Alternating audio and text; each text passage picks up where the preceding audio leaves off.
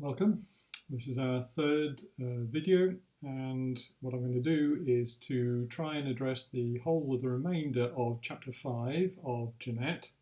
So we'll begin on page 227, but before we do that, I'd like to just respond to the questions. Thank you very much for your answers.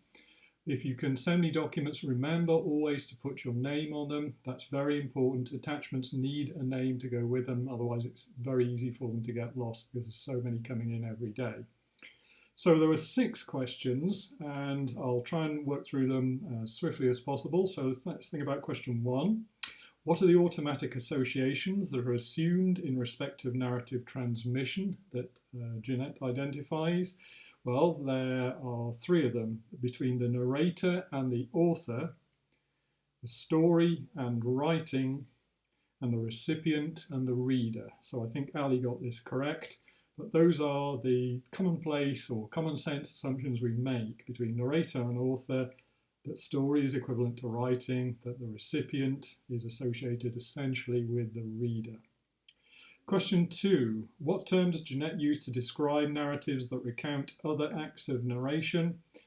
Carl got this correct. This is what he calls a case of embedding or embeddedness, so that one narrative is kind of contained within a prior level of narration and maybe multiple, so it's like a set of Russian dolls, but the word there was embedding or embeddedness. So, question 3. Genette identifies 4 principal perspectives for the organisation of time within narrative. And what are these? Everyone got this. They are subsequent, prior, simultaneous, and interpolated. So well done, everyone. Question 4. What about the epistolary novel?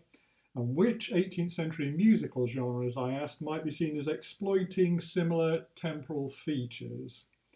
Well, Mandy and Ali got this, that the epistolary novel is one formed from letters. Could be documents, but typically letters.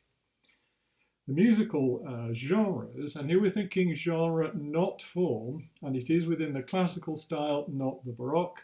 So the genres there would be broadly chamber music, for instance, the piano trio, the string quartet, or the concerto. So it could be between the individual and the collective, rapidly exchanging ideas, say in the context of a Mozart piano concerto, or it could be a conversation amongst 4 combatants, or shall we say collaborators within the string quartet, say by Haydn. And obviously early Beethoven inherits these conventions and in some cases either confirms but also sometimes overturns them. Think about the beginning of the 4th Beethoven piano concerto, which begins just with the soloist. That is pretty unusual.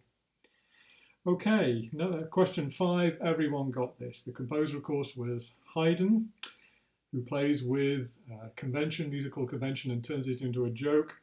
And the piece I was referring to was the Farewell Symphony. Question 6, I don't think anyone got this. The convergence between the teller and the tale, that is, which genre epitomizes the converging relationship between the teller and the tale. This would be autobiography.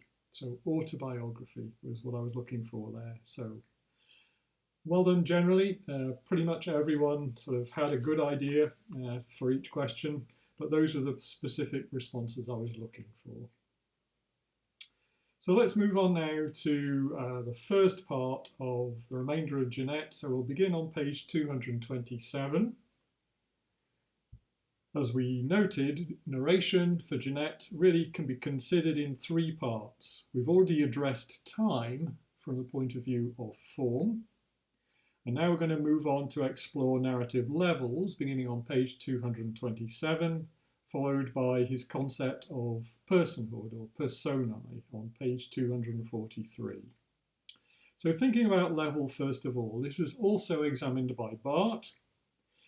Genette treats level as something syntactic, that is to do with the ordering of events. Now Barth also dealt with this, but he was interested specifically in narrative digression, what he called dystaxia.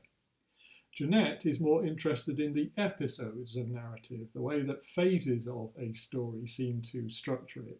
Well, obviously, we can immediately think of a musical parallel in the case of Rondo. He then goes on to elaborate on the term diegesis, which I introduced in the previous vid. And there I pointed out that diegesis was the Greeks' preferred word for narration or narrative. For Genette, he speaks about the narrator's role as being extra-diegetic. The narrator is extra-diegetic outside the story, perhaps, but he goes on to gloss that later. We'll see how. The events that the narrator tells us about, recounts or relates, are intra-diegetic. They are within the structure of the narrative. Finally, the idea of embedding, this is one that Cole picked up on, he refers to now in a broader context as metadiegesis. So this is the idea of a telling within a story which is itself in the process of being told. He says that extra-diegesis is not necessarily addressed to an identified readership. That is, the narrator is not necessarily speaking to a readership. In most cases, is not. Compare that with this video, which is obviously addressed directly to the three of you. The intradiegetic events, he says, are not restricted to the written. He says, for example, in the epistolary novels case, they are written because they are letters. He says they're not restricted either to that which is spoken, for instance, the witness report, which is an important aspect of the Oedipus play by Sophocles. Instead, he says that those forms could be replaced by visual content.